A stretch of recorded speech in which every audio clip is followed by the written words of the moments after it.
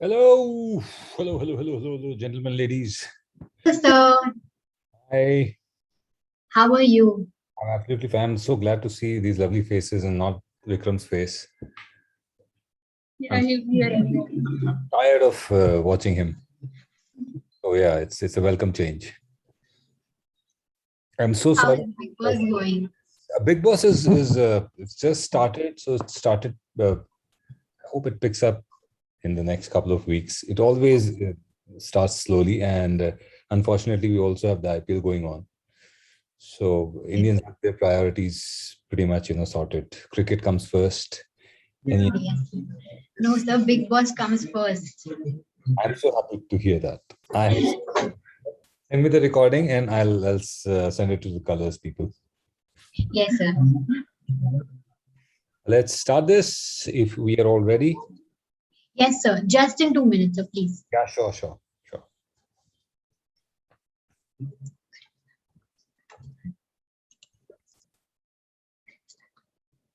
Hello and welcome to day 3. That's what she said or he said.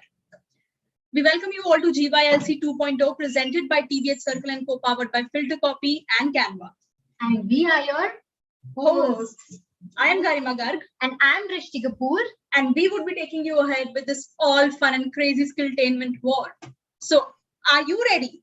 Let's begin with all the fun. Yes, so the second day of the roller coaster ride. So let's begin. Garima, have you watched Big Boss and Family Man? Yes, I have watched Big Boss. I watch Big Boss a lot. Okay, so I just wanted to know, what is the most important thing that you liked about Big Boss? Well, since sun is in front of us, the thing I like the most is that Big Boss चाहते हैं. Okay. Exactly. Guys, we all love the voice of Big Boss narrator, right? Isn't it? Tell us in the comments box. What if I'll tell you that the voice is right with us now?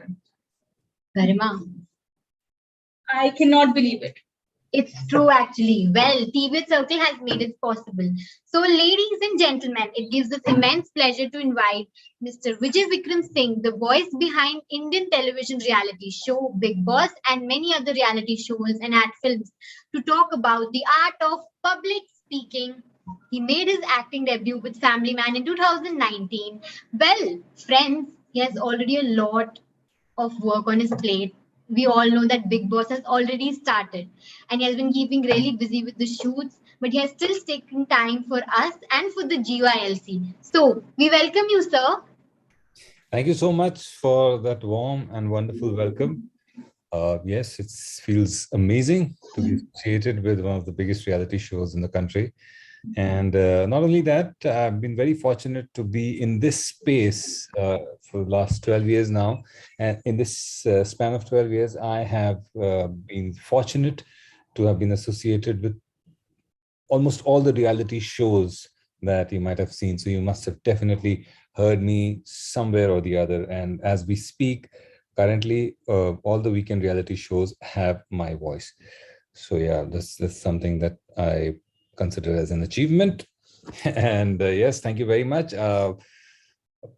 Since we are running a little short on time because of my commitments and because of the fact that Big Boss has just started, it's been Yes, only so we can understand.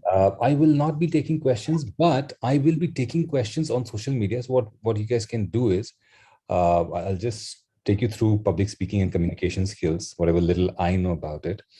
And if and whatever questions you have, please feel free to ask them to me either on mail or on Instagram. Right? I'm there on Instagram as Vijay Vikram 77, on Facebook as Vijay Vikram Singh, and my mail ID is vijaythevoice@gmail.com. Feel free to shoot any question to me over there, and I will be more than happy to answer. So yes, thank you very much for inviting me as a speaker at GYLC. I'm Vijay Vikram Singh, and these wonderful ladies have already introduced me. Yes, I've been a part of I've been the narrator's voice of Big Boss for the last 12 years. Apart from that, I've also been the voice of some of the biggest reality shows that you've seen, be it Indian Idol, be it MasterChef India, be it Super Dancer, be it Dance India Dance, be it Indian Idol. So yeah, these are the names that I can recall top of the mind, but there are others as well. I've been doing voicing a lot of ad films, but this is not the career that I chose for myself. This is a career that chose me. So I did my MBA in international business, and I was working in the corporate space since 2005. And in 2007, somebody told me that I have a voice that can be used for voiceovers. And then I trained myself and tried to understand the business side of it for another 2.5 years. And in 2009, I took the plunge and became a voiceover professional. And since then, life has been good. God has been kind. So not taking too much of time, I'll straight away dive into the topic of communication and public speaking. Public speaking is an essential part of communication, and communication is an essential part of our day-to-day lives. We all communicate all the time. Even when we are not speaking, we are communicating. So communication happens verbally as well as non-verbally. And non-verbal communication is as important as verbal communication. But communication most of the times happens as an involuntary exercise. So there is always an emotional stimulus which generates a response, and through that we communicate all the time. And that is the reason why we do not pay much attention to communication, because that is something that is happening organically.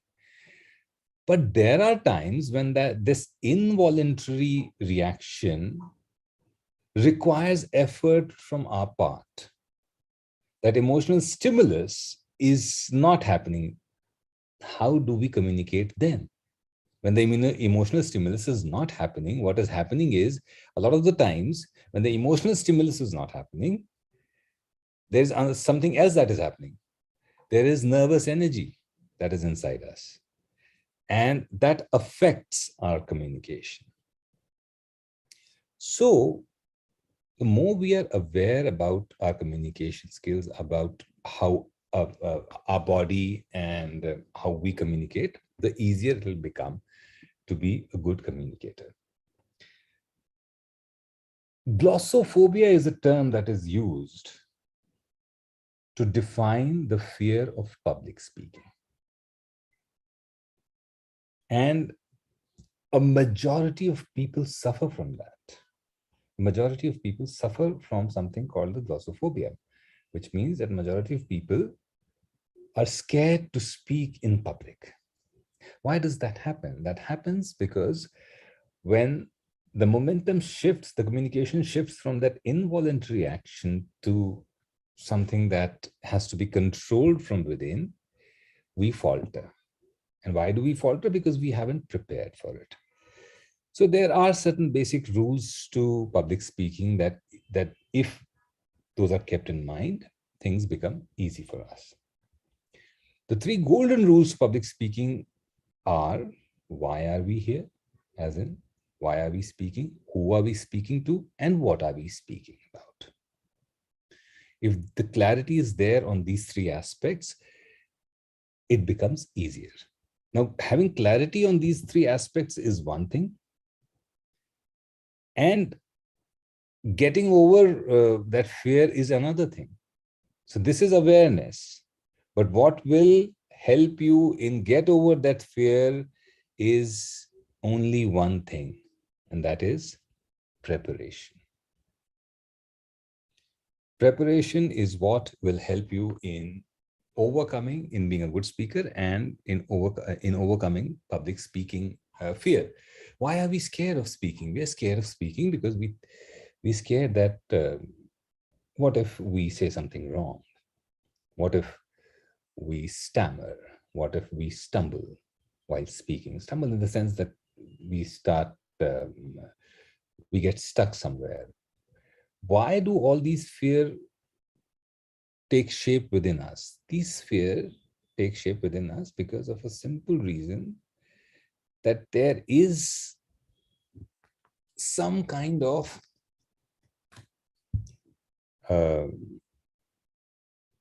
skepticism.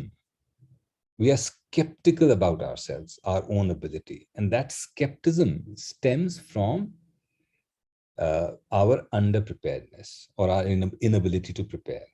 If we are prepared enough, we will not be scared to speak on any topic. 2,300 years ago, Aristotle, gave 3 very, very important and golden rules to public speaking. He said that if you want to appeal to an audience, you must appeal through logic, through emotion, and through credibility. So if you want to speak well, you should be prepared with your logic. You should be prepared with your reasoning. So the content must be really, really good. The research that should go behind your conversation or your talk has to be very, very solid. It has to be backed with proper research, with proper numbers. The moment you throw numbers in a conversation, your credibility goes up. Second thing that he said was emotion or pathos. So if you watch reality shows, you will realize what I'm talking about. Reality shows are so much about emotion. As much as they are about talent, they are about emotions. Because they want to appeal to the emotional side of the audience. Your audience will instantaneously connect with emotions. The moment, and now that doesn't mean that you should start making them cry, but when I say emotion, there can be all kinds of emotions. Sadness is one emotion, happiness is another emotion. Storytelling, is a wonderful way of connecting emotionally with your audience. Humor is another way of connecting with your audience emotionally. Any story, and talking about your own failures, that emotionally connects with your audience also, and that builds your credibility also. If you can be honest enough to talk about your failures and say that, listen, this is what happened with me, and this happened because of this, and this is something that if we avoid, we can avoid this kind of failure. The moment you do that, you're immediately connected with your audience emotionally. And your own credibility. Building your own credibility is also very, very important. So if you have achieved certain things in life, you need to present them to your audience. That's when they'll say, why do I introduce myself as a voice artist when I'm talking about public speaking and communication? To build credibility. Because that connects with the audience immediately. That yes, if he is someone who, through his voice, can connect with the audience, can give life to certain texts, then he must have trained himself in a way that he is able to achieve these things. So building credibility is very, very important. Then comes the content. Content is basically what you're talking about, your message. Delivering your content also is an art. If you become too verbose, how do you read a newspaper? You read a newspaper by reading the headline first. You first read the headline, and if the headline interests you, then only you read the entire article. Or for example, if you're watching Netflix and there are shows that are not being recommended to you, you've watched everything and then you're just browsing, then you read about that show. And if that interests you, then only you go and watch that show. So headlining is very important. You do not directly go into explaining things. You first headline, first let your audience know that, this is what you will be talking about, and then go into greater details about it. Now, emotion is paramount to any speech. Please remember that. And when I say emotion is paramount to any speech, it doesn't mean that you start crying. It just simply means that you find a way to connect with the audience. Now, how do you do that? You do that by doing some research about your audience as well. That also is an essential element of public speaking that one has to always keep in mind. Knowing your audience. You're not going to go to Shimla packed up with beachwear. If you're going to Shimla, you will pack woolen clothes. If you're going to Goa, you will pack beach clothes, right? So it is very important to have horses for courses. And how do you have horses for courses? By knowing your course, by knowing your audience. So do some research about your audience. Another important element of public speaking, which is overlooked, which is not even talked about, which is not even thought about, is your voice. The best of the content might fall flat if it is not delivered in a proper way. You might have done the best possible research, you might have best possible numbers with you, but if you're not delivering your content properly, then it falls flat with your audience. So it's very important that if you want to be a good communicator, if you want to be a good public speaker, you have to work on your voice. The voice is one of the most powerful tools that is at your disposal. You have to know how to, you need to learn to know how to use it properly. So work on your voice as well. How do you work on your voice? You work on your voice, you work on your breath, you do breathing exercises, you work on your diction and accent. Loud reading is one of the essential aspects of preparing your voice. When you read in your mind, you're always reading correctly. It's only when you read aloud you realize whether those pronunciations are coming out correct or not. So it's very important to start working on your voice. And to work on your voice, you need to start reading aloud. Also, when you prepare any content, one of the aspects of preparation for public speaking is actually delivering that content in person, delivering that content as part of the preparation to yourself. When you verbalize anything, you are making, जिसे हिंदी में कहते हैं पुख्ता कर रहे हैं उसको आप. जब आप when you verbalize anything, you are absolutely making 100% sure that it comes out the way you want it. So verbalizing your content is also equally important. And to verbalize it, it's important that you prepare your content and then deliver that content. These days it becomes very, very easy. You can record your content as well.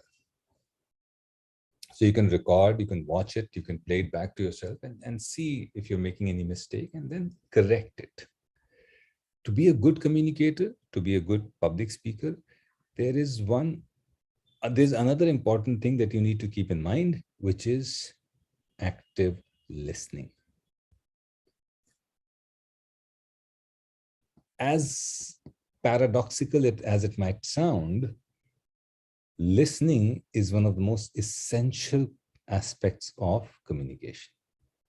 Now, there is a difference between hearing and listening. Hearing is passive. Listening is active. When I say listening is active, it means that you are connected with your audience, you're connected with with the person you are talking to. In case of public speaking, you need to stay connected with your audience as well. Although there is only one-way communication happening, you have to try and make it two-way. You have to engage your audience. And to engage your audience, you have to listen to them. They might not be speaking, but their bodies are speaking. There is a lot of non-verbal communication that is happening all the time with your audience as well. You have to be open enough to catch that communication, and if required, probably change the course of your communication accordingly. Active listening is one of the important aspects of communication, and active listening is also important aspect of public speaking. I have spoken about verbalizing things. Now see, what is communication? What is public speaking? Essentially, eventually and essentially, it is about the spoken words. We have to make sure that our spoken words, that we have absolute command over the words. If we have command over the words, then our mind is not thinking about whether we are pronouncing that word correctly or not. Our mind is focusing on the messaging, on the message that has to be delivered rather than the words. When you start focusing on the words, the connection between your mind and your word and your speech, it breaks. The moment the connection breaks, you get disconnected with your audience. So it's very important to have absolute command over the spoken word, and that can be achieved by simple exercise, by an extremely simple exercise which we are taught to do during our childhood. What is that exercise? Loud reading. Make sure that every day 2 or 3 pages you read aloud. That reading aloud will help you get command over the word. जिसे कहते हैं हिंदी में वो ज़बान पर चढ़ने लगेंगे. You will start, your tongue will get comfortable with the words. The more comfortable you are with the words, the less focus you will devote to the pronunciation, and the more you will be, focused towards the messaging, towards the emotional connect with the audience. So these are a few things that you need to keep in mind. Dress appropriately when you are going for a public speaking session, because the last thing you want is to be conscious about what you're wearing. You should be wearing something that is comfortable as well as which is suited for the occasion.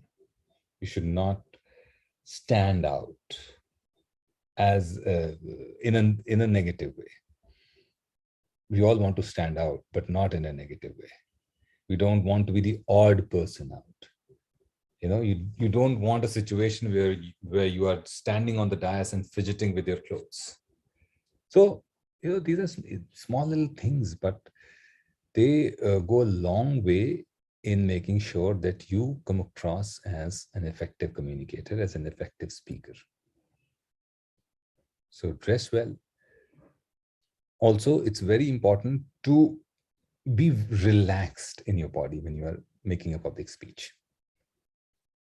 Because any tension in any part of the body, will automatically start reflecting on your voice. That's one part. Secondly, any tension in any part of your body will come across as a blot.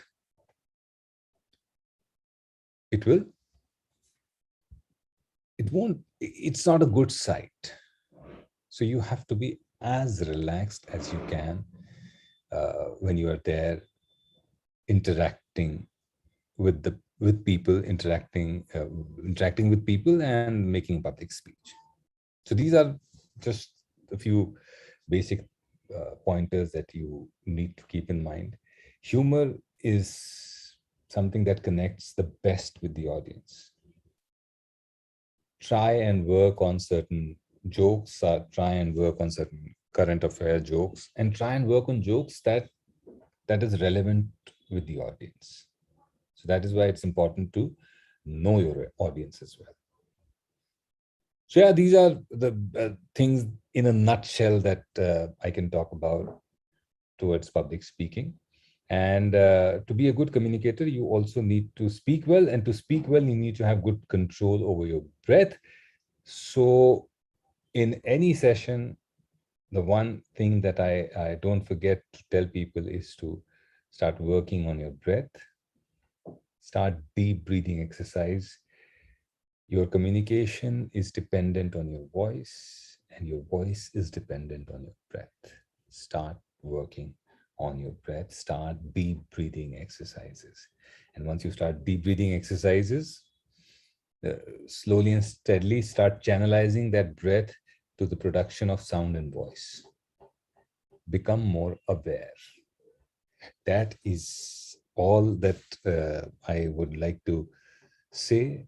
And if there is anything that you want to ask, please feel free to reach out. And yeah, anything, Drishti and Garima, that you want to ask?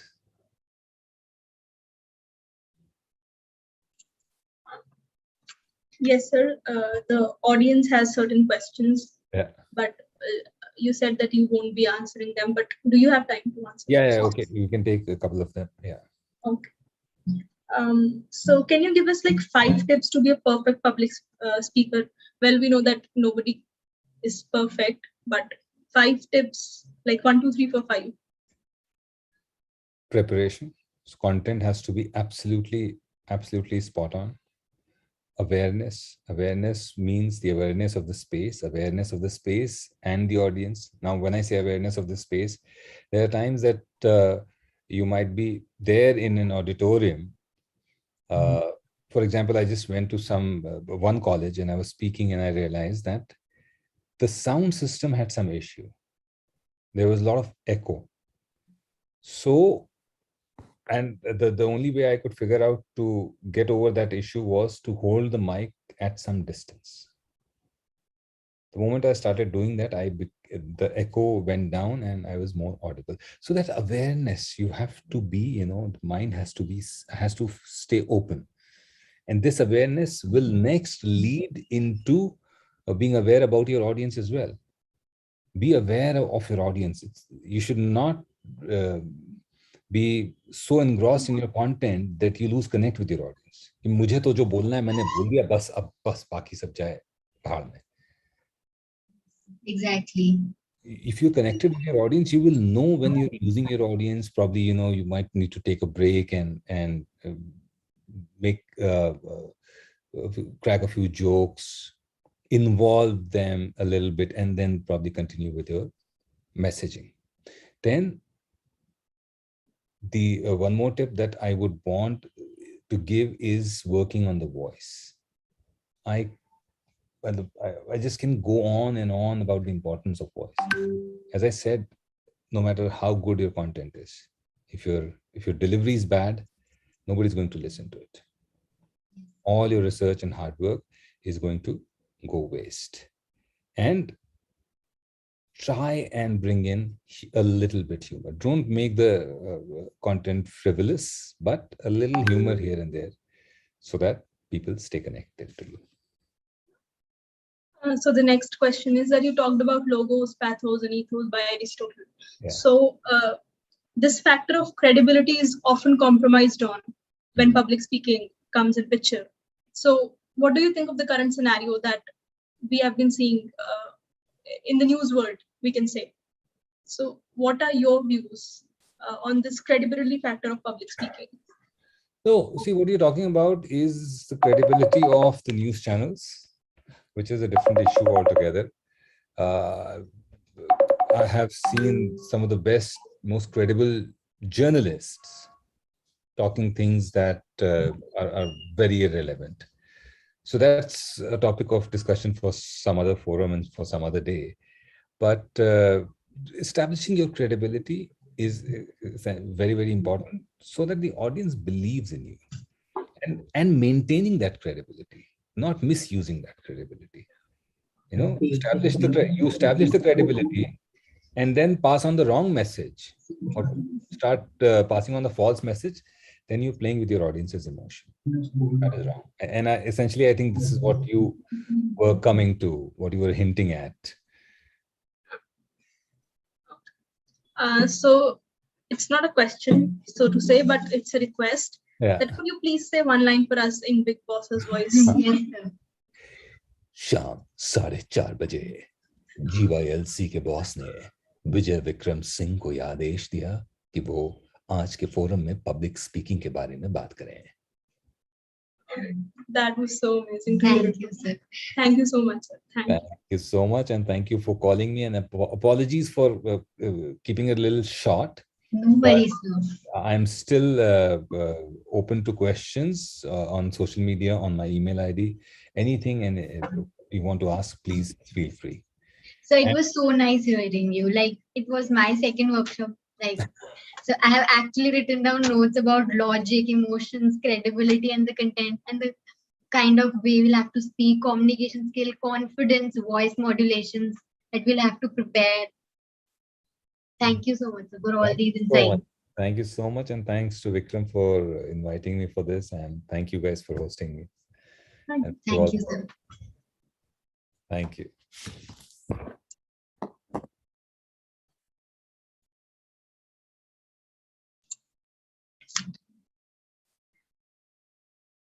Garima, like, I have always been the fan of Steve Jobs, like the Steve Jobs. He once said that half of what separates the successful entrepreneurs from the non-successful ones is perseverance. Like, now who doesn't want to be as successful as Steve Jobs, Elon Musk, Bill Gates, Mukesh Ambani, Ratan Tata, probably the most loved entrepreneurs in the world. But do you know, like, what they believed in one thing and are still believing in? No, what is that? Your network is your net worth when it comes to success. Well, guess what? TBH Circle gives you just the platform to network with people from different countries, cultures, and background who meet at one single place called TBH in Circle for different career-related discussions and interviews and sessions. You know how much I love to explore, talk, and learn with people and grow with them? I think TBH Circle is just the place for me. Yes, of course. You're exactly right. What are we waiting for then, guys? Go and join the community now. The link is in the chat box and it's shared soon. An exciting news, a limited period of offer for all the GYLC family. As mentioned yesterday, there is an opportunity to avail 50% scholarship. So register now and save the link.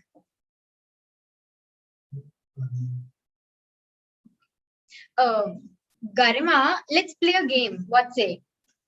Yes, I think we can check how updated our audience are. What do you say? Yes, sure.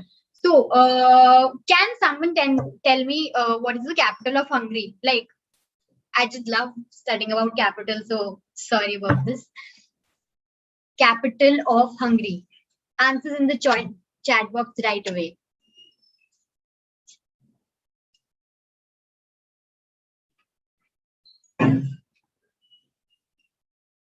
I think people are searching. No, it's damn easy, guys.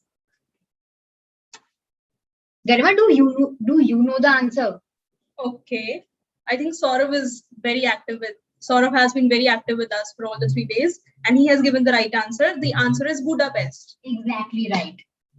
So, can we move on to the next question? Yeah. Since we're talking about capitals and we talked about capital of Hungary, let's talk about capital of an Indian state. Now you choose that state. Kaun si Indian state ka puch? I would say Jammu and Kashmir because it has 2 capitals. Okay. Yeah. So, what is the capital of Jammu and Kashmir? Both winter and summer.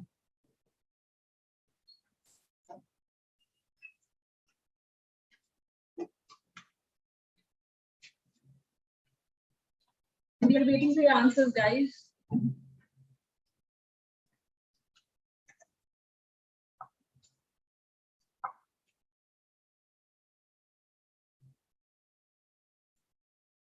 Okay, we have one capital in the comments, Srinagar.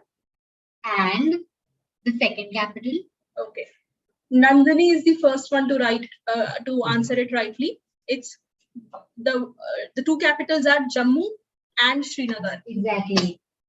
Jammu for summers and Srinagar for winters. Okay. Okay. So let's have an easy one now. How many states do we have and how many union territories do we have? And guys, please purana answer koi nahi dega because both of them changed just 2 years back. So we want the updated answers. Number of states and number of union territories.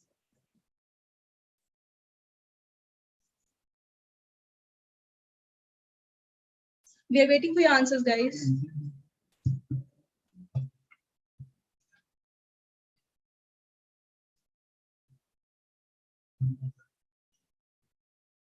Guys, we are waiting for an answer. Hurry up.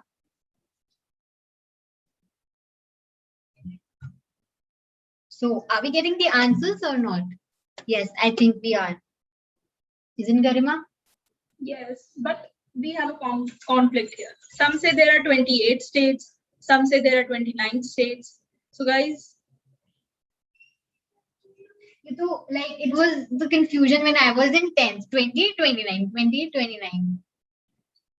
So, but finally, we have 29 states and 8 union territories. Exactly. After the partition, after Ladakh was made a union territory, we have 29 states and 8 union territories. Yes. So I have one more question. What does www stands for in a website browser? Like when you search. What does, I shall repeat, what does www stand for a website when you browse?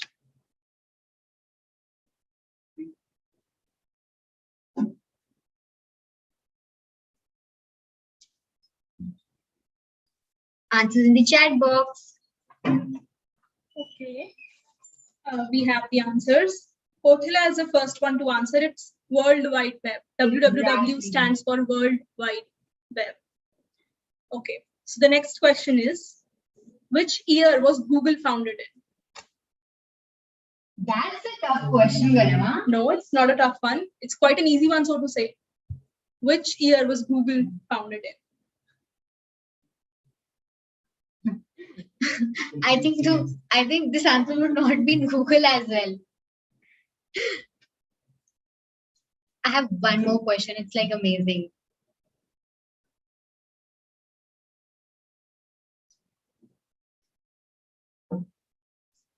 So guys, answer in the chat box. Don't Google, guys. We have so many different answers. 1982, 2005, 2003, 1991. Okay. But the first one to answer it rightly is Joy. It's 1998. Google was founded in 1998. Okay. So let's move on to the next question. Who is the Prime Minister of Canada? Like, इसका नाम तो बहुत commonly use होता है. Like the most commonly used name. Who is the Prime Minister of the Canada? I would say. Okay, this is Punjabi Marathi.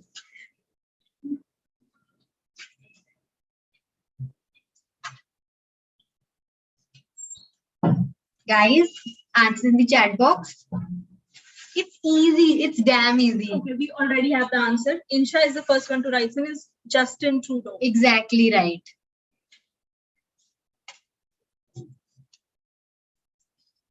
So the next question is, what is the full form of Google?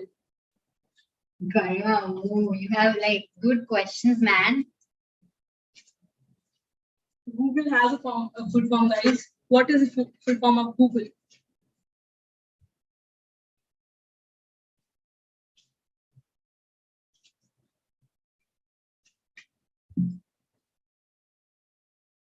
I think they have got so many answers.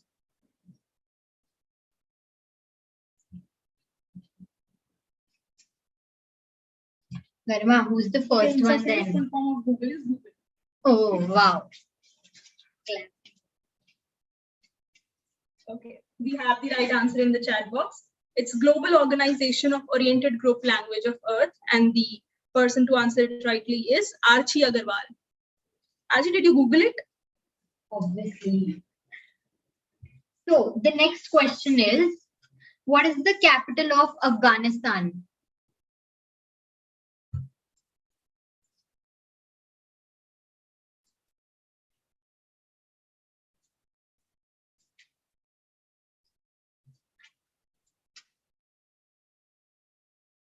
I think all the people who have watched Judawa 2 must know the capital of Afghanistan. I think what happened for the past years, like for the past few months, I mean, they might know that what is the capital of Afghanistan currently. We have so many answers in the chat box. And Insha, you are answering all the questions correctly. Insha says it's Kabul.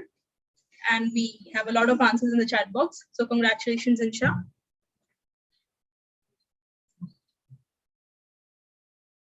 So guys, meanwhile, you can tell us in the chat box that who all participated in the competition that we announced yesterday, the reel making competition. And if you have participated in the competition, you can tell us how your experience has been, because we are more than happy to hear your feedback. Exactly. And you can also give us feedbacks on how you liked the event or how you loved the event. So we are waiting for your feedbacks in the comments.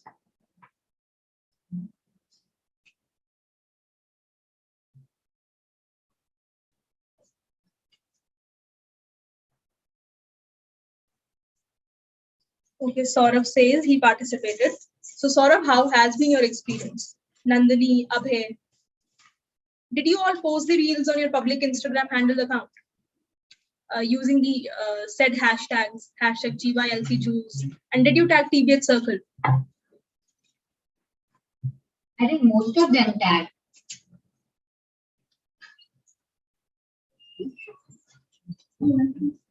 Guys, do you remember the full form of TBH Circle? Again, the same question, but okay.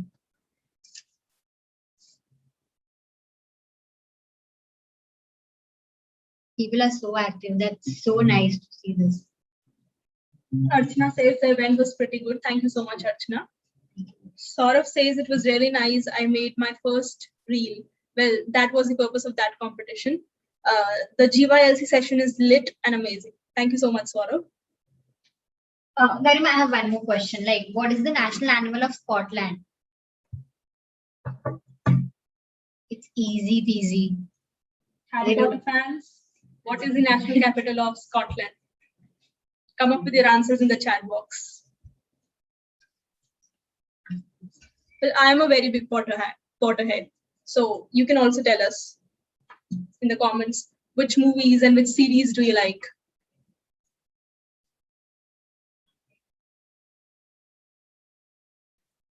So, national animal of Scotland. I think we are getting the answers. Okay. Rabbit. No. Okay, the first one to answer it correctly is YUWAAH. The national animal of Scotland is unicorn. Exactly. What a beautiful animal unicorn is, right? So, next question is, we have so many questions, Garima. Like, how many languages are written from right to left?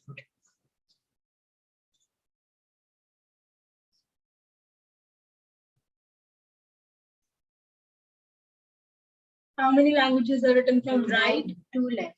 Like this.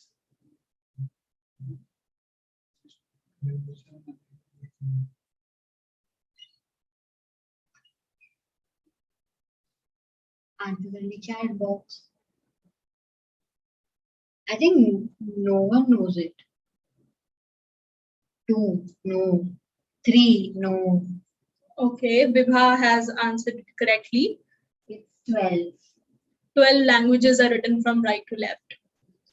And so many Potterheads are here with me. Archie, which movie do you like the most? I like Harry Potter's and The Prisoner of Azkaban. Yeah, it was great. Like, we can watch Harry Potter like anytime. So, I have the next question. What is the name of the largest ocean on Earth? It's an easy one. Remember class 7th or 8th geography, you'll get the answer there. What is the largest ocean in the world?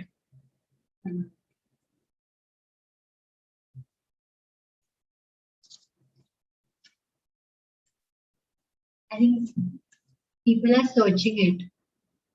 We have started getting the answers, and Varsha is the first one to answer it correctly. It's the Pacific Ocean.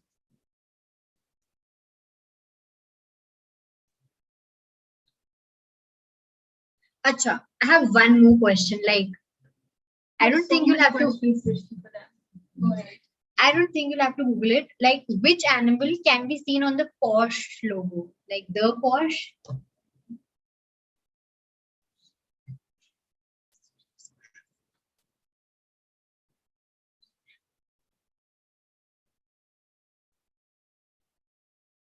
We are waiting for your answers, guys.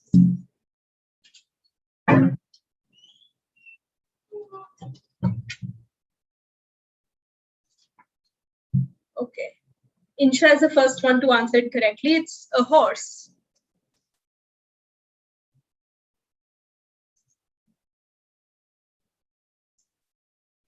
I have one more question about chocolates.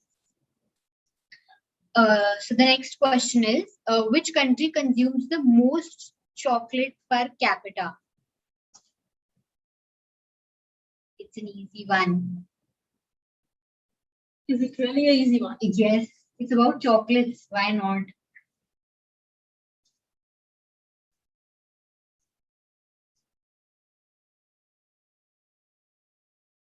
I think we should repeat the question. Which country consumes the most chocolate per capita?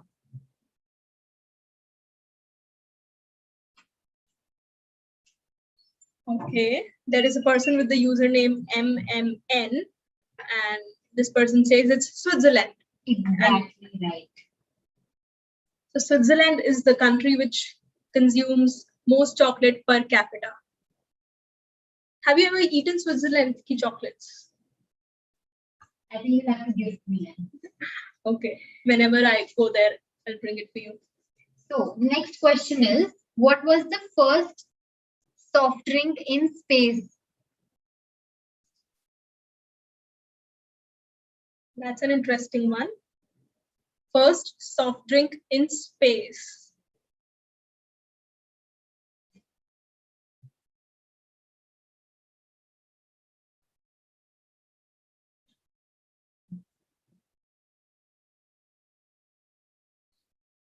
Guys, an easy one. Okay, Shoaib says it's Coca-Cola. You're correct, Shoaib. So the next question is, what is the most consumed manufactured drink in the world? I think सब पीते हैं. What is the most consumed manufactured drink in the world?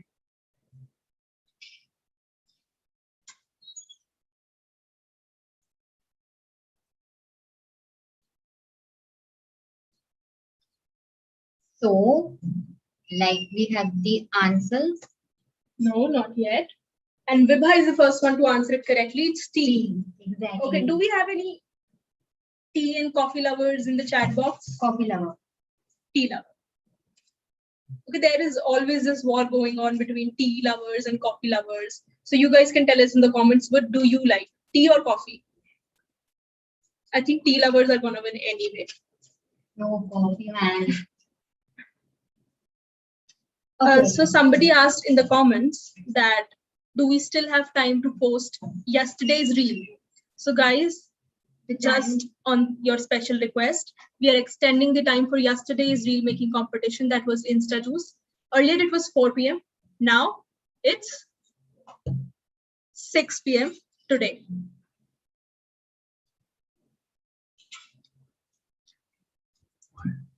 So guys, hurry up. We have extended the time for 2 hours. You still have time to post your reels.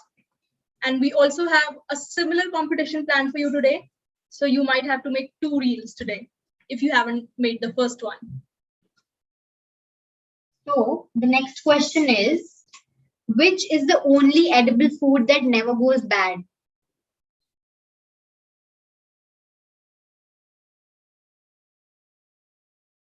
Like, we have so many questions on food and beverages. Because garma bhi ho gaya, foodie I know. Ghori says it's achar. I think achar gets perished. We are still waiting for the right answer. Which is the only edible food that never goes bad?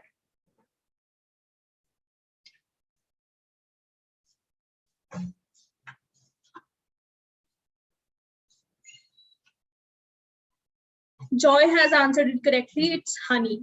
Exactly. Honey never goes bad. True. So, next question on food and beverages only. Which country invented ice cream?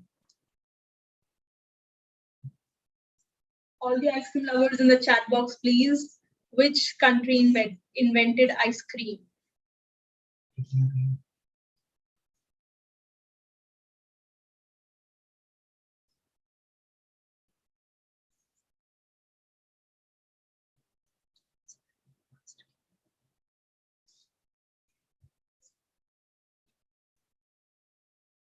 I think we're waiting for so many answers to come. People are still answering. MMN says it's China. You are correct. China invented ice creams. I know it's hard to digest, but we have to. Okay. Topic change now. The next question is a little different. All the Cinderella lovers. What were the names of Cinderella's stepsisters? Okay, just to give you a hint, Cinderella had 2 stepsisters. What were their names?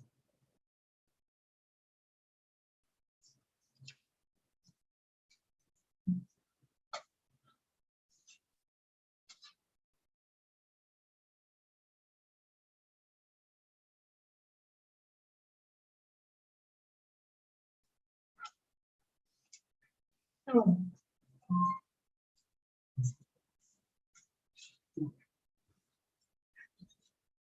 So, do we have the answers now, Garima? Yes, Viva has answered it correctly. Congratulations, Viva. You have been answering almost all the questions correctly. Let's move on to the next question.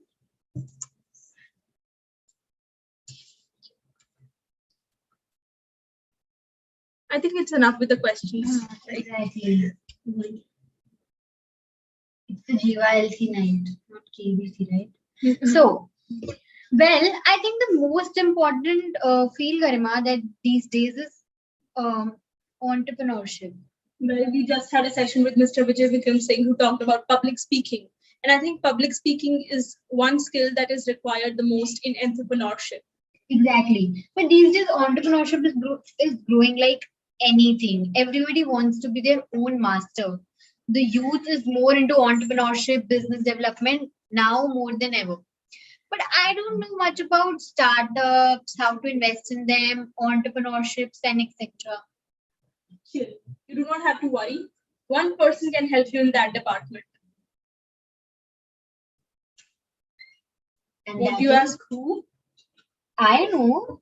Who? Well, it's one and only Mr. Anirudh Pandita. So, ladies and gentlemen, we have among us Mr. Anirudh Pandita, the founder of Pocket Aces, which currently runs Filtercopy, Dice Media, and Gobble. Another of his creations, Loco, is India's leading game streaming platform. He has been featured in Fortune's 40 under 40 list. It makes us proud to have you here, sir. We welcome you. Hello, sir. We welcome you.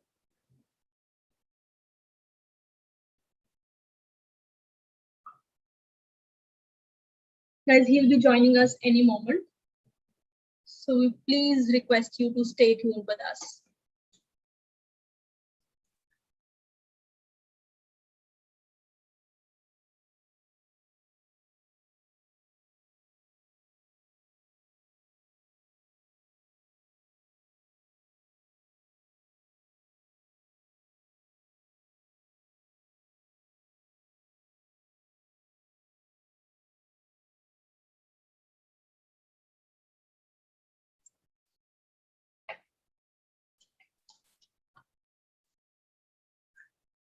I think there is some kind of network issue, so he'll be joining in soon. Okay, meanwhile, people are asking for more questions. MMN says more questions, please. Okay, we have a list of questions prepared for you, so be ready for more questions. Okay, so the next question is, which two countries have not missed one of the modern day Olympics? These are the two countries that have not missed the modern day Olympics. Answer in the chat box.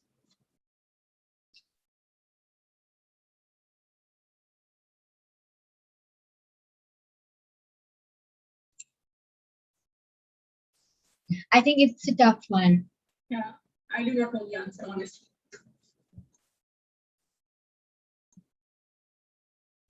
Which two countries have not missed one of the modern day Olympics? Please focus on the question. It says modern day Olympics.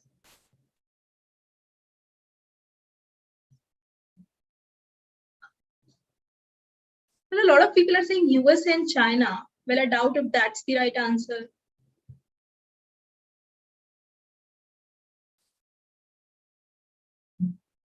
I think there has been some misunderstanding of the question, so let me repeat it for you.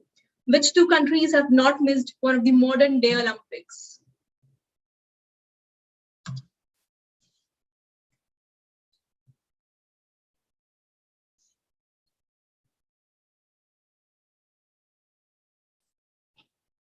Suhad says Australia and France. Well, Suhad, you are 50% right. Australia is the right answer. And the second country,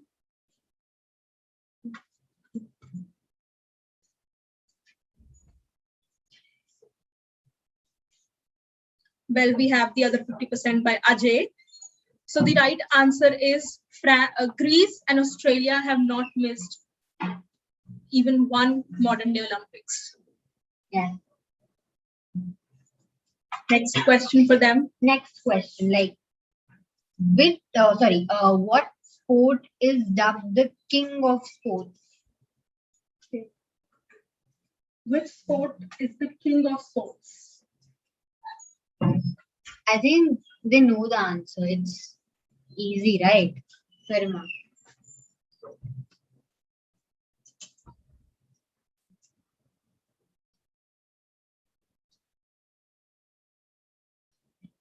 Come on, guys, the king of sports.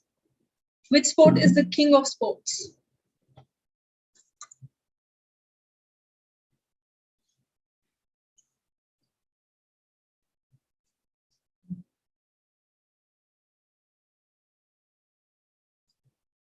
I think we should announce the answer. Okay. What's the Garima? The answer is? A lot of people are saying football in the answer, and it's the correct answer. Soccer, football is the king of sports. So, guys, you want more questions? We'll have it tomorrow, okay? Okay, Garima? I think Sir is here with us, if I'm not wrong. Hey guys. Hello, sir. How are you? How are you guys?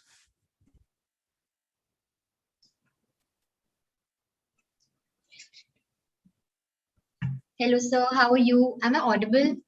I'm good. How are you? Can you hear me? Yes, sir. Definitely. Okay, super. What's happening? How's the day going? So just the GYLC day for the past 2 days, and we're enjoying the event. It's glad to hear from you now. Like, it's glad that you're here. Like, we are co-powered by Filtercopy. Fantastic.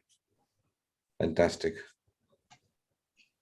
We are all happy to be here and ready to get started whenever you guys are ready to go live. Yeah. So we gave your introduction already, but just to remind you, our audience once more. So friends, we have with us Mr. Anirudh Pandita. He's the founder of Pocket Aces, which currently runs Filtercopy, Dice Media, and Google. Another of his creations, Loco, is India's leading game streaming platform. He has been featured in Fortune's 40 under 40 list. It makes us proud to have you here, sir, with us. We welcome you. Thank you. Pleasure to be here.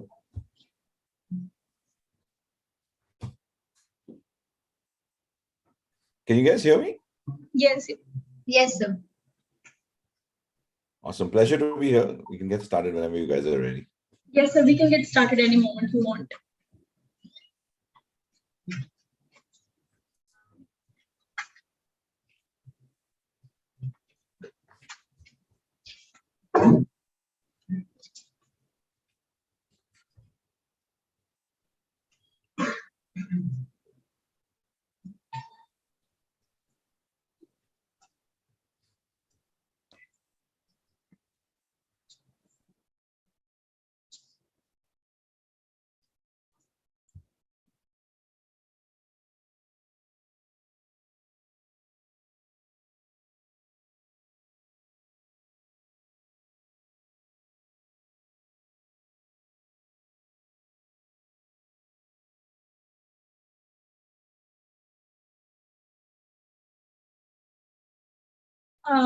Guys, I think we are facing some technical issues here, but we have with us Mr. Anirudh Pandita, the founder of Loco and Pocket Aces.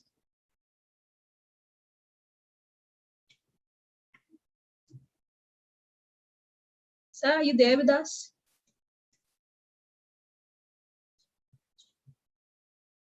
So I think it's time for us to just welcome him.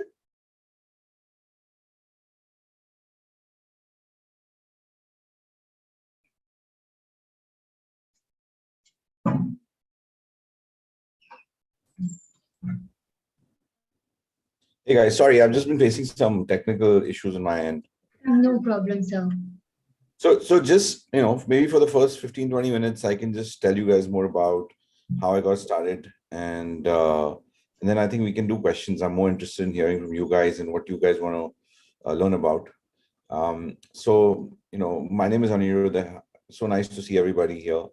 I was born in Kashmir and I grew up in India and in the Middle East and studied in the US. So I've lived and worked in many different countries. And Pocket Aces was born out of a single thought, which is, how does a consumer's entertainment journey look in the modern era, right? We all grew up with television. People like me grew up with a television with only 2 channels in it. Then the cable TV came.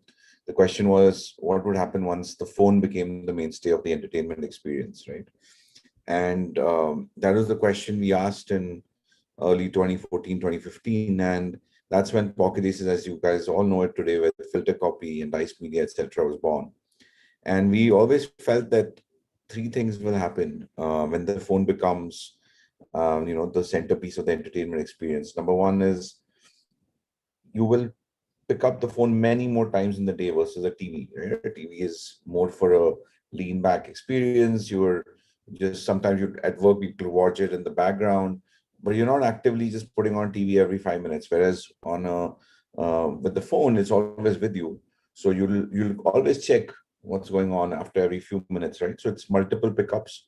So short form and snacking was something that we found as a behavior would become really, really prevalent in the consumers. And so that's when we said that, look, television and what we were seeing, the way the whole supply chain of content was set up was not set up to make 3-minute videos, 10-second videos. It was not equipped for that at all. So we felt that was a big opportunity for us. And that's how Filtercopy was born. And we also felt around us that there was a lack of entertainment that that young people could relate to, right? So, you'd watch a Saas Bahu show with your mom and your dad or your grandmom or your granddad, but you didn't see any people who looked like that around you. None of us had houses like those anyway. Most of us didn't. So we also felt that there was a lack of relatability, and social networks in general or the digital world is a decentralized form of entertainment. And so everybody, really, really wants to see their own story. They want to learn about other people's story, but it has to be relatable, right? It has to be more real.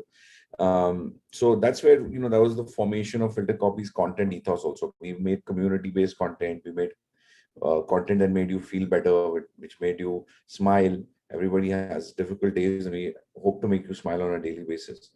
And we wanted people to look at it and see that we are their voice in some sense. We are listening to the problems they have. We are thinking about the same things that that they're thinking about. We are kind of like that warm hug you get from a friend when you had a difficult day, right? We wanted to be that person, and that's what Filtercopy became. And of course, we set a lot of standards on how that content was written. How do you associate with advertisers? What kind of creative processes go into this sort of stuff? The second thing that we felt would happen because of the phone is that in the television era, you had a few channels. Let's say if you had 10 channels, it was linear based television, right? So every slot was essentially, that was the programming that you needed to fill. So let's say if you had 10 channels and you had 4 primetime slots, you had at most kind of 40 slots. So you'd have 40 shows. That's not a whole lot, right? Nowadays, when we scan Netflix or whatever, we probably scan through 50, 100 shows just for fun. Right? That's not a lot of shows. And so what you ended up getting was a very limited supply of content. And most of the times, those content pieces were trying to target lots of people, or particularly people who would control the remote, which is usually your mom or your dad, right? And in the prime time, always the most important slots were always that, or there were events where everybody could watch together. So family entertainment or sporting events. Digital would be different because everybody would have their own screen. When everybody has their own screen, the content demand kind of flips, where you need to show Drishti and Garima and Anirudh, everybody their own source of entertainment. You need to give them their own shows. And so it becomes like a content superstore. It becomes like, a Walmart or whatever your favorite store is. And you have to have every shelf filled with content. And just because Drishti and Garima look like they go to the same college and they're part of the same groups doesn't mean they like the same content, right? So I, for example, always joke about this, that I love Kanye's music, but I also like Himesh. But if I told you in the old era that I like Kanye, like you'd be like, oh, this guy's from South Bombay or South Delhi or whatever. And if I told you I was Himesh, you would stereotype me as a rickshawala or something, right? But the reality is I am neither. I'm not from South Bombay and neither am I rickshawala. But I share content interests and genre interests with people from both those segments of society. So the reality is our human brain could only, in the television era, could only process certain demographics and certain cohorts.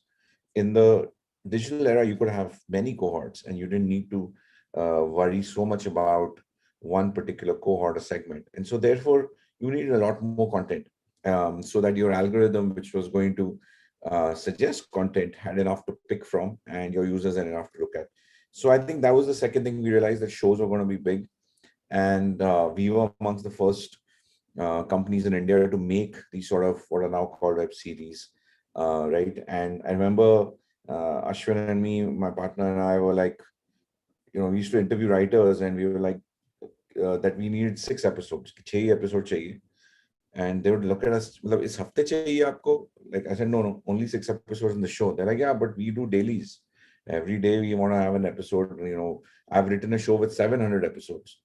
So it was a format shift for people in India as well. And I think we were obviously one of the first guys to do it. So we were able to have a pretty big influence in that.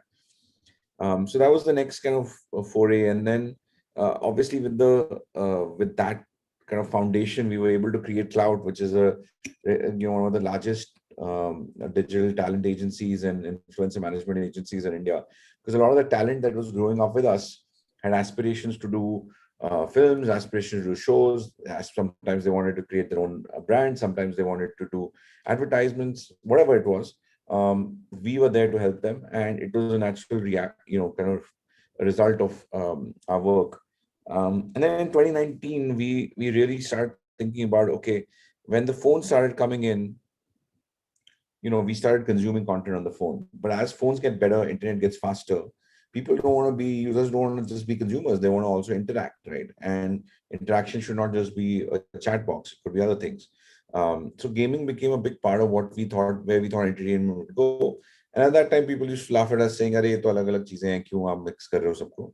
But of course, now everybody feels it's the same. And it is the same because it is just a different way of entertaining yourself. And these are all different formats of entertainment.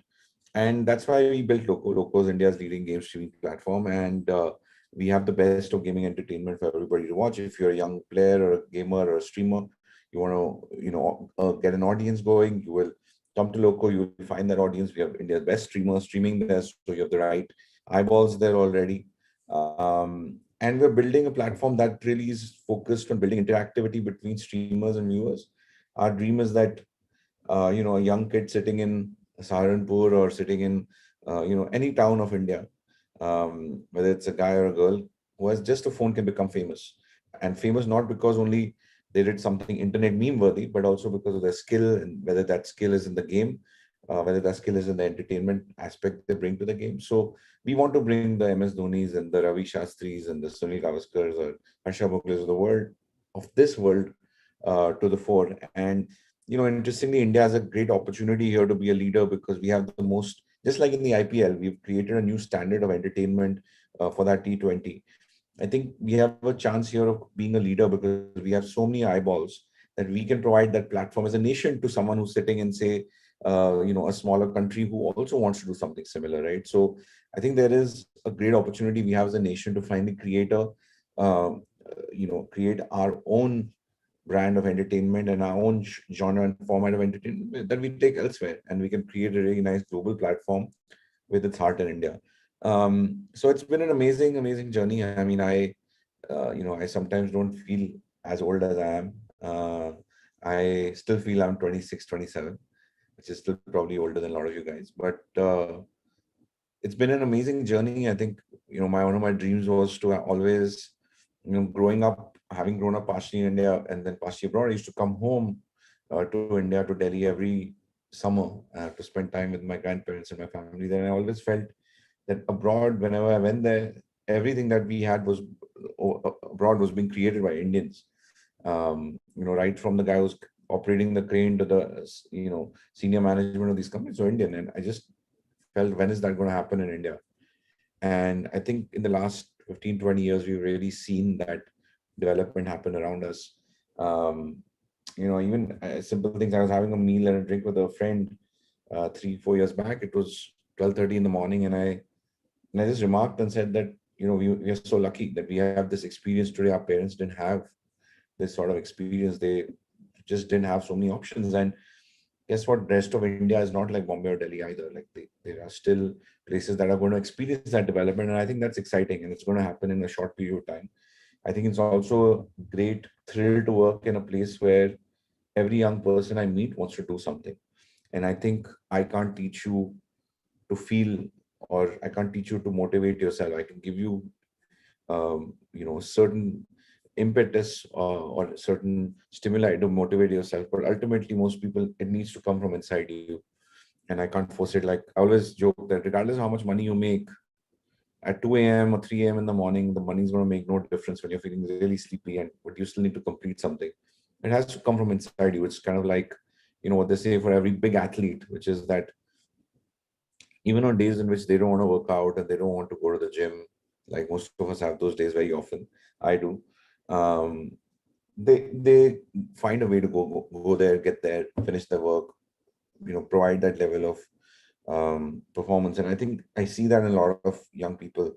I have a very different viewpoint on Generation Z and millennials. People often say that the young people have less attention span and they are more sensitive and this sort of stuff. I've actually found quite the opposite. I feel that attention span is not lower. When I was younger, people used to say, "Abhi cricket mat khelo, video game mat khelo." Before that generation, people said, "Don't read these books," because every generation, the new technology and new content that come in, the older generation feels that, oh, there's some problem going on. I actually think that the young people are doing fine. In fact, I see the quality of art, I see the quality of thinking. I think it's getting better. There's more exposure around us. So I'm an optimist that way. I think the newer generation is far better and far smarter. And the younger you are, the less impacted you are by what the world has done before you. So you can bring in fresh thinking and a new outlook to life. So I think that is a big power. And India has a lot of young people, right? When I go abroad, sometimes I'm like, where are the young people? Because that energy is just missing. So I think that's been a great honor to work in that in this environment as well. Anyway, I'm going to stop here. I mean, I know there was a bit of a technical error at the beginning, so we were a bit delayed. So I would love to hear questions from you guys and get to know you guys better. And you don't Yes, need to sir, call me sure. sir. You can just call me Anirudh. We have a lot of questions pouring in the comments. So a lot of people are asking that what are some things to keep in mind to become successful entrepreneurs, or to do our own startup, for business development. What are some things to keep in mind? I think there are 2 or 3 things you should think about. The first is that you are there to serve a consumer and a consumer need. And when I say consumer need, the consumer doesn't always have the answer. So, but you must speak to them to feel their pain. If you don't feel their pain, there's no way you can come up with a product that makes a difference, right? So if you've never gone or never experienced the pain of being in a local train, you will not be able to come up with a solution that helps. Now, that doesn't always mean that you ask a local train passenger what the solution is, because they may not know any better either. And sometimes a fresh perspective, in fact, in my experience, often a fresh perspective or a new mindset helps bring in a different dimension to the problem, to the solution to that problem. So I would say feel the pain of the consumer, whoever your consumer is. It could be a big company, it could be. Second is focus a lot on the next step, right? If you're building Taj Mahal, don't try to figure what is the final look going to be like, what is that aerial shot in the ad going to look like, because as soon as you feel, if you keep thinking about that, you're going to feel intimidated, right? Because you're going to be like, "Ab main kaise karoon, bahut mushkil hai." It's very, very difficult. I think you should not do that. I think you should have, when you start, you should have that a version of the future in your mind saying, "Haan, main Taj Mahal banaunga, yahan se aise hoga." Then there will be some actor will come and do the ad, and leave it at that, because that will give you the long-term kind of picture. But then don't obsess about it. Then just say, "Okay, next day I just have to put that first brick. Second day I need to dig this land." Like just focus on those small things. And the third I would say is really know what failure is, in the sense that people think that every single thing, look at that, I fail ho gaya main aaj, right? It did not work for me. This happened, that happened. And the reality is there are only 2 kinds of failure. One failure is financial failure, in the sense where you get wrecked financially, right? And you shouldn't take a risk that results in that sort of failure for anyone. I know it's romantic and people say, "Chalo, I'll go all in," and all. I'm an all in kind of guy.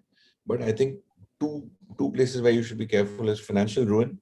So if you feel your family will be financially ruined, or you will be financially ruined, where it will stop you from being the best version of yourself, that's the problem.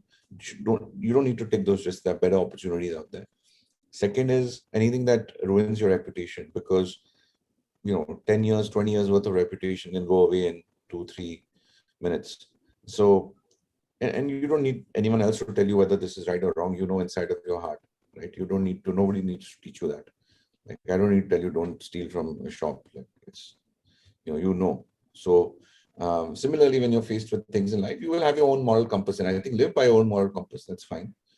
Some things that your friends might find are like too are pushing the boundary, maybe not for you, but there are other things where you feel someone else pushing the boundary, and you don't need to do that. So develop your own compass in that sense. I think these 2-3 things are simple things to think about, and just keep going. I mean, don't stop, because you never know. I think we're in a time when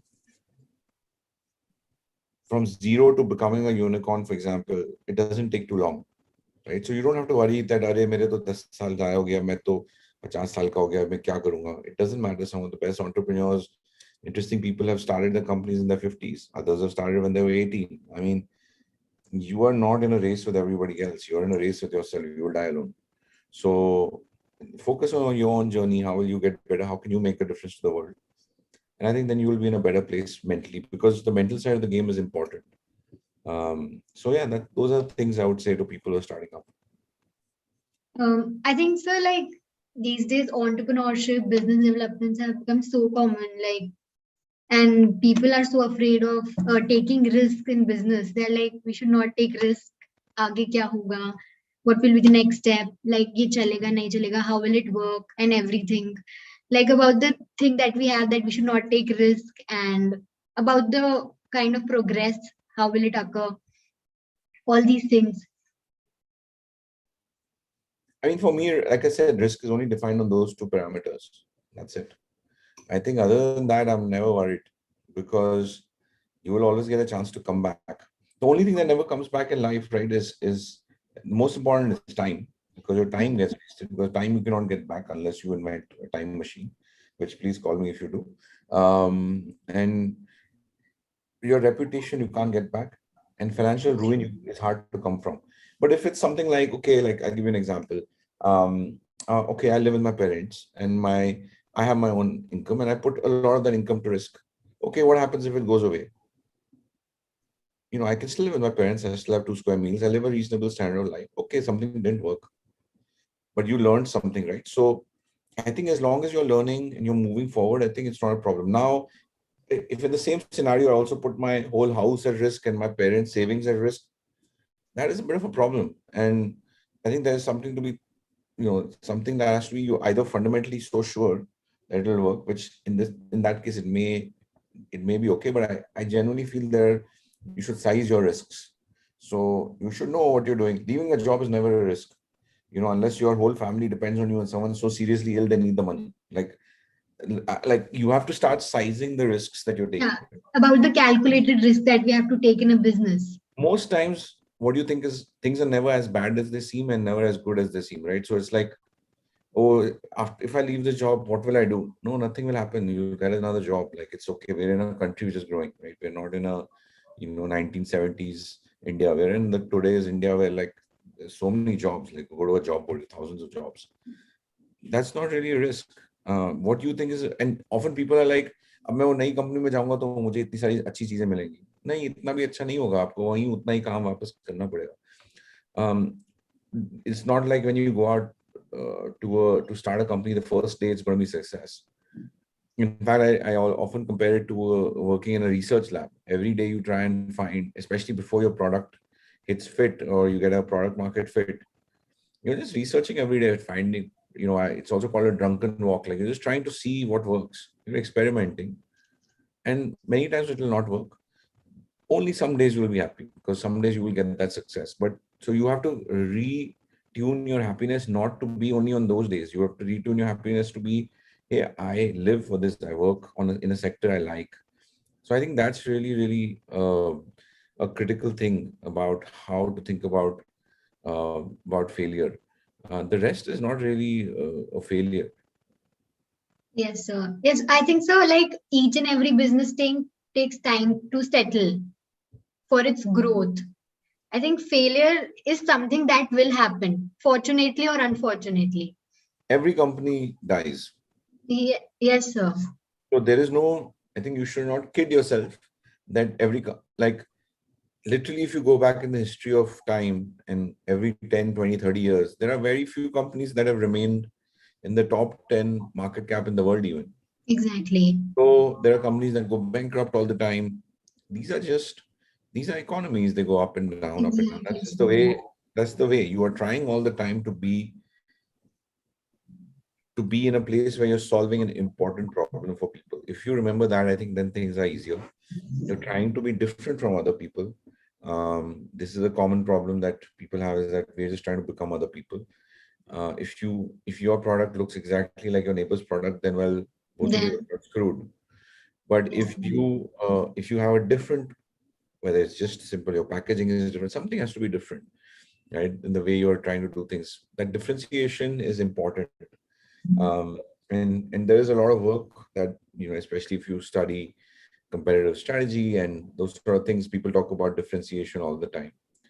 But as soon as we get out of college, we forget all those things and then we just start running just like everybody else. I think that's something that you have to guard against. Other than that, you have to know, but default state of most businesses 500 years out is death. They will not survive. So you don't have to be paralyzed by fear. In fact, you have to think about, okay, how do I stay alive tomorrow? What do I need to do to keep creating value for my customer? If you think about from those point of view, that, and you work with that passion and you work from that point of view, you are not going to be in trouble. Your customers will want to do business with you because you're solving a problem for them, right? So I fundamentally feel that failure is miscalibrated, like it's not calibrated correctly. Yeah, that's it. Thank you, sir, for answering that. Coming to a completely different question, a viewer asked that, do you think OTT platforms will take over television entirely in the future? I think gaming will take over everything else. Right? So I think television as we knew it is dead. I said that we are in 2021 today. I said that in 2017. And then a lot of people were sitting on the stage with me were laughing at me. But that's because they were much older and they grew up in television. I have a luxury that even if I'm now in my 30s, I still work with lots of people who are in their 20s. And so I get to see where the world is going, not the where the world has been. Yes, That is a exactly. luxury I have. And I feel that if people don't understand or have not experienced where we're going, you just won't know. You just don't see where we're going. So will OTT take over from television? It already has taken over. I mean, now we're just getting through with the motion. It's done. The thought has done. That is an accepted truth today. Now, okay, now the motions are going on. It's like, if I see a plot of land and I'm like, यहाँ पे building बनेगी, वो building बन चुकी है. अब बस वो ईंटें आएंगे फिर इमारत बनेगी. So there is no, that thought is done. So I think from a philosophically, is OTT going to be television? Yes, because television is just a screen. You are getting content now through the internet. It's just more efficient. And I think that that's great for the consumer. Like why should, the media companies for a long time served you garbage.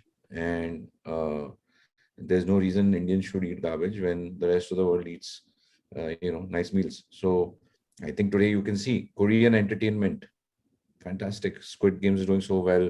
Yes. I mean, actually, in general, I think Korea is a country that we can learn a lot from. If you're looking at the cultural aspect of the world, your top band today, BTS, is Korean. Your top game, BGMI in India, PUBG outside is Korean. Your best entertainment, best film 2 years back was Oscar went to Korean film. Your Squid Games right now #1 on Netflix, Korean. So they're doing something right. So I think it's good. It's more power to the creator there, and we can see stories from across the world. We don't need to be, constrained by what is happening between a mother-in-law and a daughter-in-law. I mean, those are interesting stories, but we should have more variety. There's more to life than that. Yes.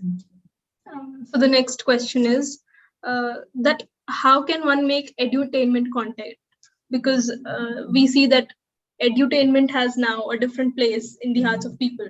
People now want content along with education. They want to get aware through the medium of content. So how can one make edutainment content? I think people always wanted that. So it's not, I think the desires that the consumer has or had are similar. It's just that those mediums were not available. Like if I told you that everybody could have a VR headset and now you could travel into a different place to explore what that looks like, it would improve your understanding of the world. You'd probably become, more aware, more tolerant. You could become more curious because you may want to go there yourself to really experience it, because you can't smell and feel things on a VR headset still.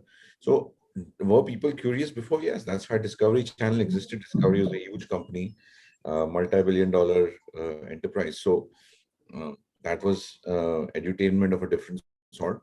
I still think that, with the new tools that are available to people, whether it's the sort of TikTok, Instagram Reels format or whatever it is, live streaming, for example, like those are things that have helped, talent to emerge. Because earlier than that, before that, it was just, like I said, 10 slots in 10 channels, 100 slots.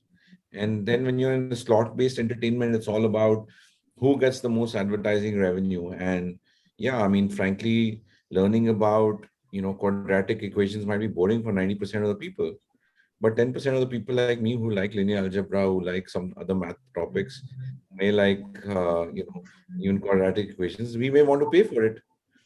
But it didn't, the medium and the ability to, earn from that didn't exist.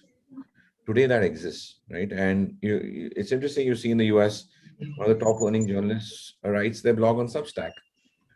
And so now suddenly, and they're a professor at a big university, and I like reading that blog as well, and I have subscribed to it, and that's great, because now I'm getting the content in a format that I like.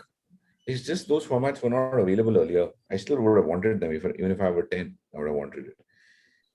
And I feel that it's just the natural history of, if you read the history of media and if you read the history of how we tell stories and exchange information, we've always wanted more and more things. We had black and white. We could have stayed in black and white, or we could have stayed in radio. And the first shows on television felt like radio. And then we actually understood, oh, we could do something different with that media, right? And then cable television came and took that to the next level, saying, oh no, every channel doesn't need to be Doordarshan, doesn't need to be one size fits all. We could just have a channel on golf. We could just have a channel on, infotainment. We could have a channel on music, right? MTV was a great innovation with that mindset.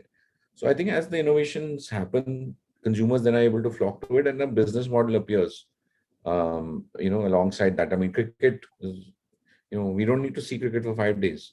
Some of people like me who like cricket for over 5 days, we still watch it. And I'm happy to actually subscribe only for test matches. And the day there are not enough people like me, that will die. I mean, that's just the natural kind of order of things. But like, I don't like one day international so much, so I don't watch them. But there are others who do. But I like T20 because it's good time pass, so I watch it. So new formats come up to cater to new media, and then we move from there. Great, sir. So we have a next question, like how to set a revenue model. I think before you go to a revenue model, you must see whether, what kind of business you have and does your product have fit with the market.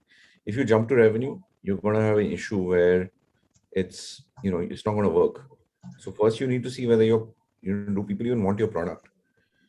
And then some things come with an inbuilt revenue model. So let's say if you're in the business of selling, meat, right? Meat will cost you some money and people will pay for that, right? There's an established price. Now, how much you price it, there's a lot of work that you can do around the pricing, but the basic model is in place. You could ask people to pay each time, you could ask people to do subscriptions. So it's an obvious thing. Whereas with some other things, it's not so obvious. Like, what do you do next to make, if you're a true caller, for example, right? What do you do? Because you have a service everybody loves, then you find a way. You could do it through ads, you could do again through subscriptions. WhatsApp is a good model. Like, everybody uses WhatsApp. Everybody, when we lost access to WhatsApp for just 6 hours, everybody was struggling, scrambling, thinking, oh, what did the world do? How did we even communicate before WhatsApp? That just shows you the power of that product. And then there are many business models that will emerge. So my viewpoint on this stuff is, don't worry about the revenue model. As long as there is a revenue model that you can loosely think of, but really think of how to get growth from consumers, how to get love from consumers so that they keep using your product. So once people use your product again and again, you will find a revenue model. It's not a big issue. And even if you don't, some other company which has a revenue model may find your business interesting because you bring them consumers or you make their operations more efficient, right? So then you can merge with them. So jumping to revenue day one is, to me, a bit of an error, because there's a lot more work that needs to be done before you do that. It's like saying, what should I do to celebrate my century, right? But first you need to know how to run. You need to know how to even play a stroke. Like, before that, thinking about how you're going to make a century is, you're jumping far ahead. So we have such cutthroat competition in today's time and era. So we were asked that how can we do this competitor analysis? How can we research about our competitors to make a better, to get a better market share, or as to make a better standing? So how do we strategize our things so that we can get to know about how to take it forward? Meri neighbor कहती थी, Google no puch, right? So just do research. Today information is not hidden, right? You can find out a lot about your competitors. You use the product, you will know. You're also a consumer, right? Put yourself in the consumer shoes. So I think there's a lot of work you can do. Meet them, talk to them, attend their talks, right? See what they're doing. But most importantly, use their product, because then you will get a sense of what they're doing. But I think there's a lot of obsession with competition. I think there shouldn't be so much obsession with competition, because it doesn't matter. right away. Competition will be there, especially if you're in the startup world. The reason people can start up is that today is cheap to start up. So a lot of people see an opportunity and they show up, right? Once I say you see a sand pit and I'm like, iske niche tel hai. Once I show you that there is oil, 10 other guys will show up because they also want to dig oil, right? So you don't have to worry at that point about, those guys. Like, how did you dig oil? How can you protect you're in a leadership position there. You were the first mover. Okay, then you can do games of strategy where like, okay, do I have a first mover advantage? Do I have a first mover disadvantage? Do I have a network effect where they can never not, it'll take them too long. It's going to take them 3 years to get where I am. I mean, those are things that you will think of, but don't be so obsessed with competition that you just become the competition. That, okay, if this guy's doing it, I will also do it. If this guy's doing it, I will also do it. You have to think about what will differentiate you. And if you don't have differentiation, then, just like any economics or business class will tell you, you're a price taker, right? If you provide value and you provide differentiation, you are a price maker. Like, you will then just, run the market. So I'm not too worried about what competition does. Yes, you have to respond to competition. You cannot be like, and I'm divorced to the reality, but don't get obsessed with it. Know generally what they're doing, use their product, have an understanding of how you, but once you break down the business, you will know, is it on the supply side you're better? Do you offer a better quality of experience? Do you have better prices? Do you have better cost structure? Do you have better team? There could be many reasons, but often what I feel is that it's better that you think about your own product and saying, what do I do really well? Because if I can do a better job on that, you will find some customers, right? There are customers for both an Android phone as well as an iPhone, right? And they do things differently. They've chosen to focus on different segments of the market. They've chosen to really accelerate their own competitive edge. I think it's important to focus on that rather than saying, Apple also saying, मैं एक सस्ता phone भी निकाल लेता हूँ Xiaomi के साथ compete करने के लिए. So I think that's something to think about. And at the beginning, frankly, especially when you're starting, see, these things are good questions to ask or think about when you're a big company and you have 10 competitors, and it's a first world problem as far as startups are concerned. I think what is more important is, what is the problem you're solving? How large is that problem? Do you feel for that problem? Like, do you have a feel for it? And how will you solve it? And what is your wedge into the market? Like, how will you get started? Like, what will you do tomorrow to get better? I think from a startup point of view, that is important. Then rest, that, what is Mr. Mani doing and what is Mr. Tata doing and what the Flipkart guys are doing. You don't have to, there's nothing to do with you. And guaranteed, once you become a big business, one of them will come for you, because then it's like you showed them there is oil. So along the journey, you'll start thinking of doing competitive analysis, and you will hire smart consultants to help you. But the reality is, I think most people will not get to that level only. So better is you focus your energy on the first step tomorrow. What am I going to do tomorrow to get better for my consumer? Or how am I going to give them better value? I have one question. Like, if you're in a business and if you have strategy A, and if that strategy doesn't work, and that strategy is the one on which a business is reliable. So do we need to have strategy B if that didn't work? Because I think business is all about trials. We keep on trying every day. Like, every day is a new day for a businessman, right? So do we need to always have strategy B? Because strategy A way, it's all dependent. So how do we need to go forward in that case? It depends on the nature of the problem. Sometimes you don't have a luxury of having a plan B, and then you must pick. Indecision can kill a business. Sometimes it's important to pick, and it's important to move forward. Decisiveness is important.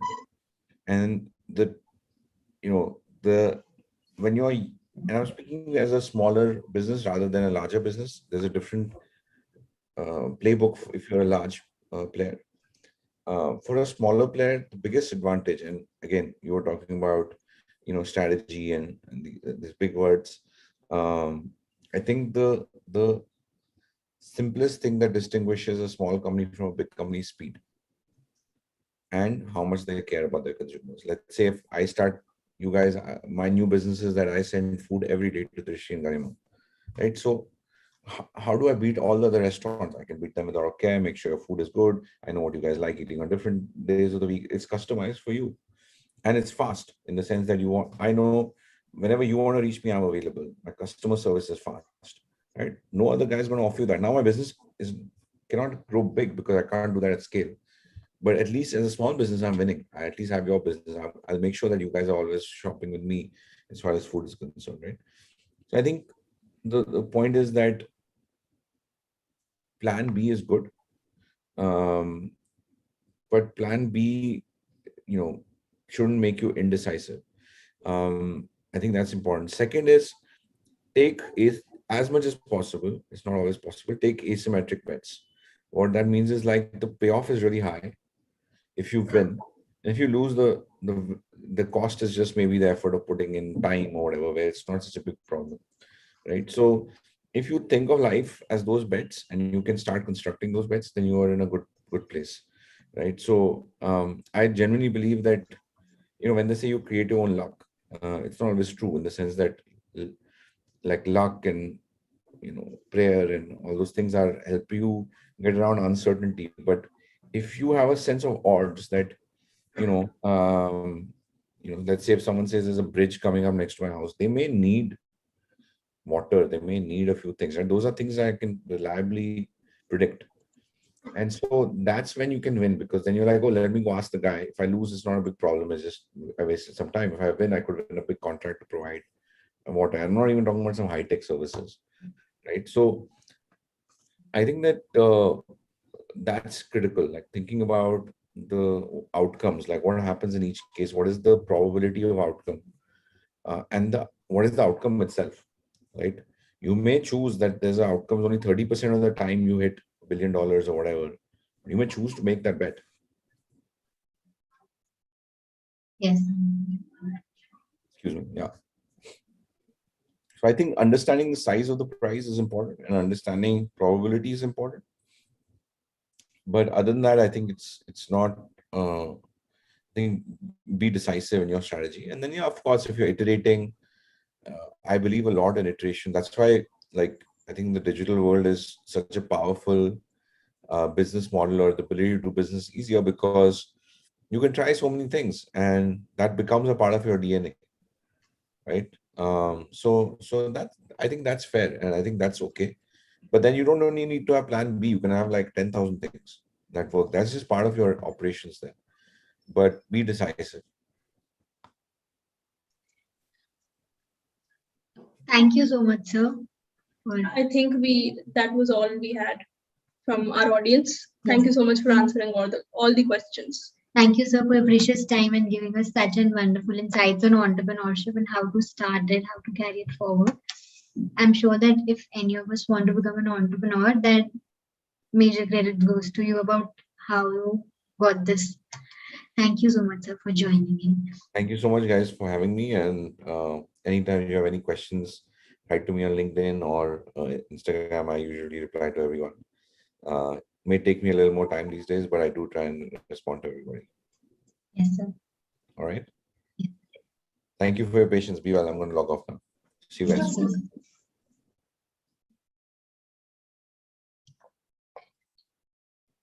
So that was Mr. Anirudh Pandita with us. And now it's time for another game, Creative Introduction. This is the last competition in the series of competitions and your last chance to win all the exciting prizes and certificates. So, shall we go ahead with the rules, Drishti?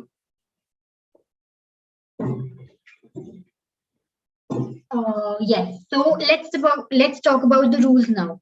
What you need to do is you'll have to make a reel which should be not more than 1 minute and introduce yourself as creative as you can. It must be facial reel where you'd have to talk about yourself in the most creative way that you can think of. One way can be storytelling. Make sure that your reel has good audio quality and video quality. Post the reel on your public Instagram handle within 24 hours, that is before 4 p.m. tomorrow. Use the hashtag GYLC intro and hashtag TBH Circle and tag TBH Circle to make your reel reach us. I hope that all of you will be participating in this because it will give you a chance to know yourself better and to enhance your personality. The assessment of the reels will be done on the basis of 3 factors, which are innovation and creativity, conceptualization, and scripting. If any of you have any queries about the competition, please drop down in the chat box. We'll be happy to address them. So any queries?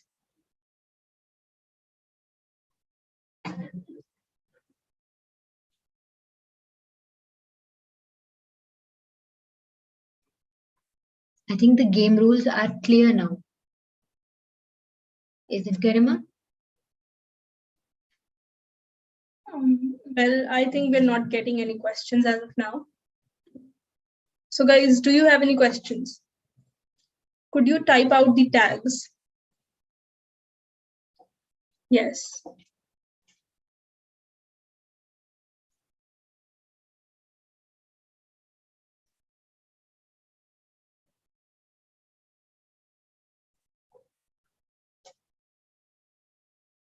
Saurav Pandey asks, just introduction. Yes, it has to be an introduction, but it has to be a creative introduction. Not that general boring one which we all do these days, but you have to use the most of your creativity to introduce yourself. You can use storytelling, or you can tell the instances of your life. So that is the way you have to introduce yourself. And now you have all the details on your screen. You can take a screenshot of this if you want. And you can also follow TBH Circle on Instagram because all these details will be posted there as well.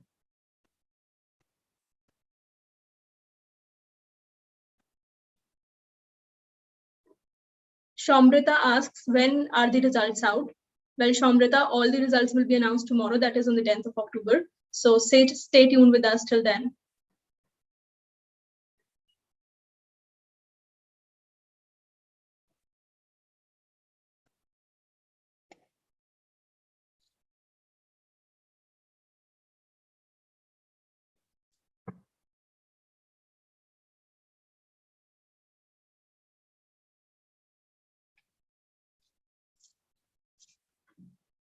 I think, Garima, it's time for us to say goodbye to them now. Yes. With that, I think it's time for us to let you go and work on your videos, right? Because I'm sure that all of you will be participating in this one because this is your last chance to win all the exciting prizes. Thanking our location partner, Ama Cafe, we take your leave with the hope to see you tomorrow, which is the Tabahi night. And the last day of GYLC. And the results will be announced tomorrow. It is tomorrow that all the results will be announced along with super fun music and comedy sessions. So join us tomorrow at 7 p.m. 7 p.m. guys, just remember it, not 4 p.m. It's 7 p.m. tomorrow. So see you tomorrow. Thank you for joining us. Thank you for joining.